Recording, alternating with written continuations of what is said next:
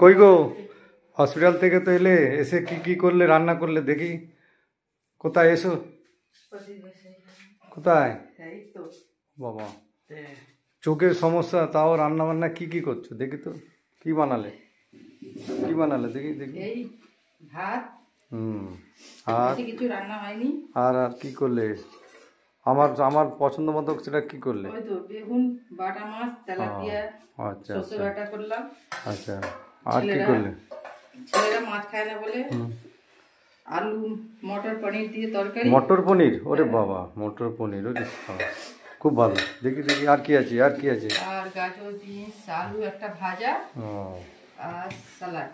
আচ্ছা আচ্ছা, কিসের সালাড? ওই গাজর, বিনস, সরি, শসা, টমেটো, আচ্ছা পেঁয়াজ।